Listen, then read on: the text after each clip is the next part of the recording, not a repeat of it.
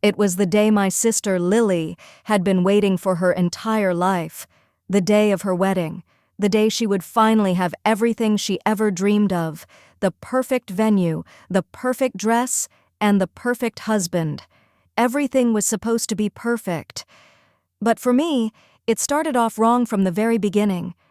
I had been a part of Lily's life for as long as I could remember. We were raised together, shared secrets, supported each other through thick and thin. We were always close. Or at least, that's what I thought. But as the wedding day approached, I began to feel like I was slowly being pushed aside. I had always imagined I would have a significant role in Lily's wedding. After all, I was her sister, her best friend. I had been there for her through every milestone of her life. I thought I would be standing by her side, sharing her joy, perhaps even delivering a speech. But when I received my invitation, I noticed something strange. I wasn't seated at the head table. I wasn't even seated with family. Instead, I was given a place, in the hallway. I couldn't believe it. The moment I walked into the reception hall, I looked around for my seat, but when I found it, I was shocked. It was a small, uncomfortable chair tucked in the hallway behind the last row of guests. I was not even included in the ceremony itself. It was as if I was invisible. I walked over to the table, my heart sinking. Why wasn't I included? What had happened to the bond we had shared? There were other relatives and friends seated near the front, but I was left behind in the shadows. It didn't make sense. My mind raced with thoughts of rejection and confusion. What had changed between us? I tried to tell myself it didn't matter, that maybe I was overreacting, but the hurt I felt was too strong. I tried to keep my composure as I looked around, but the more I thought about it, the more it felt like an insult. How could she do this to me? I sat in that hallway for what felt like an eternity, watching everyone else enjoy the celebration, laughing and chatting while I sat alone. I didn't belong here. I wasn't even a part of her special day. Finally, I stood up. I couldn't do it anymore. The feeling of being unwanted, invisible, was too much to bear. I walked out of the reception hall, the heavy door closing behind me as I took one last look at my sister's wedding, wondering how something so important could feel so empty. I stepped outside, the cool night air instantly hitting my face, but it did nothing to soothe the burning anger and confusion inside me. The sky was dark, and the stars above felt as distant as my relationship with Lily had become. I felt like a stranger in my own family. How had we gotten here? As I stood there trying to calm my thoughts, my phone buzzed in my pocket. I pulled it out and saw a text message from my mom. "Where are you? We're about to start the first dance. Everyone is asking where you are. You should come back inside." I stared at the message, my fingers hovering over the keys. I could already feel the guilt creeping in. How could I explain this? How could I explain the way I felt without sounding like a drama queen or an oversensitive child? I didn't want to cause a scene, but I also couldn't keep pretending like everything was fine. I quickly typed back, "I'm not coming back. I'll see you all later." A moment later, my mom replied, "You're overreacting. Just come back and enjoy the night with the family. It's your sister's big day." I stared at her response, the words stinging more than I'd like to admit. Overreacting? Was that how they all saw me? Was this how they viewed my hurt, like it was nothing? I wasn't asking for a seat at the head table, but I was asking for some acknowledgement, some recognition of my importance in Lily's life, but it seemed like nothing I did mattered. With a deep sigh, I shoved my phone into my pocket and walked a little further away from the hall. The last thing I wanted was to sit in that room, pretending to be okay when everything inside me was unraveling. It didn't matter that it was her wedding. I had spent so much time being strong for everyone else, always putting my feelings aside, always sacrificing my own needs for the sake of family, for the sake of love. But tonight, I was done. I found a small park nearby where the silence felt less suffocating. I sat on a bench under a flickering street lamp, trying to clear my head. What was I supposed to do now? As I sat there, I couldn't help but reflect on everything that had happened over the years. When had it all started to change? When did Lily and I go from being two sisters who shared everything to this, her happily married and me, an outsider in her life? The truth was, I didn't have an answer. But what I did know, deep down, was that I wasn't going to let this be the end of my story. I wasn't going to keep bending over backward for a family who only saw me when it was convenient. This was my wake-up call. I had been chasing after something that was never going to come if I didn't start taking care of myself first. I needed to stop seeking approval from people who didn't respect me, even if they were family. I was sitting in the darkness, contemplating my next steps when my phone buzzed again. This time it was a call. I hesitated before answering. I didn't want to talk to anyone from the wedding, but something inside told me to pick up. "Hello?" I said, trying to keep my voice steady. "Hey," a familiar voice said. It was Lily, my sister. "Where are you? Everyone is looking for you. We're starting the dance. Please come back." Her voice was filled with concern, and for a moment I felt a pang of hope. Maybe this was the time she would apologize. Maybe she would finally see how hurt I was and come to me, like we used to. But there was still that nagging feeling in the back of my mind. Was this a genuine plea for me to come back? Or was she just worried about appearances? I took a deep breath. I can't come back, Lily. I'm not going to pretend everything's fine when it's not. I'm done being pushed to the side. There was a long pause on the other end. For a moment I thought she was going to argue, to beg me to return, but instead she spoke softly, almost as if she understood, though I couldn't tell if she did. "I get it," she said quietly. "I don't know what happened between us, but I never meant to make you feel this way. I didn't know you were hurting." I couldn't believe my ears. This was the first time in a long time that I had heard any sort of acknowledgement from her, but I also knew that words were just words. Actions spoke louder. "I'm not coming back to the wedding, Lily, but I hope one day we can talk about this. Really talk about it." "I understand," she replied, a bit of emotion in her voice. "I'm sorry, and I hope we can." I hung up the phone and sat there for a long time, staring at the ground. Maybe this was the beginning of something, maybe it wasn't. But I knew one thing for sure. I wasn't going to let this be the end of me. The next few days were filled with a mix of emotions. I spent my time processing what had happened at the wedding. At first, the anger was overwhelming. How could my own family, treat me this way? But as the hours passed and the dust settled, the anger slowly faded, replaced by a sense of clarity I hadn't expected. I realized that I had been holding on to this image of the perfect family, the one where everything was harmonious and everyone had a place. But the truth was, it wasn't perfect. We were all flawed.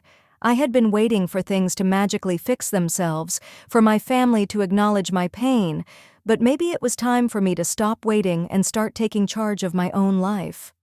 My phone buzzed constantly over the next few days.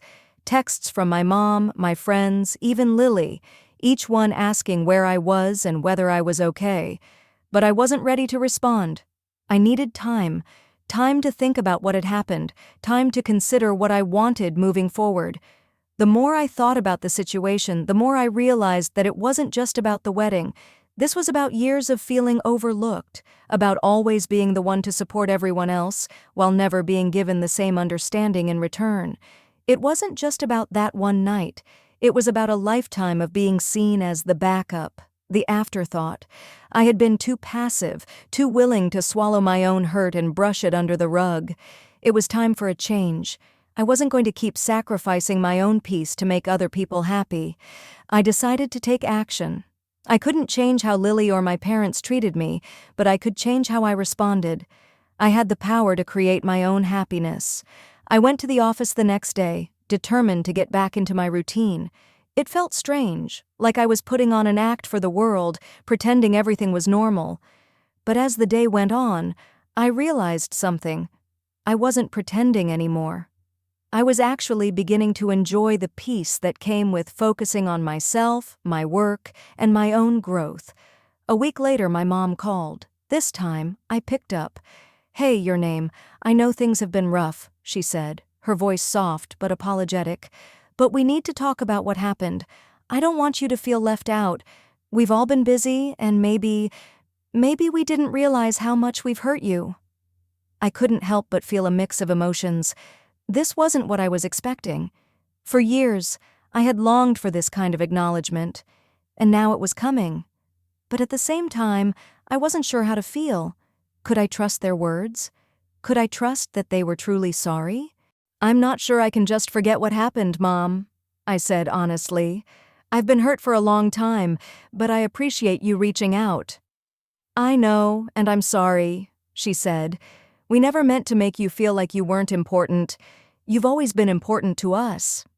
I sat there quietly, taking it all in. I knew it wasn't going to be easy, but this was a step forward. Maybe the family I had always wanted was never going to look the way I imagined, but perhaps that was okay. It was time to stop trying to fit into a mold that didn't suit me. "I think we need to talk more about this, Mom," I said, my voice steady. "I'm willing to listen. But things can't go back to how they were. I've changed, and so has our relationship." "Of course," she replied. "We'll talk. And I'll do whatever it takes to make things right."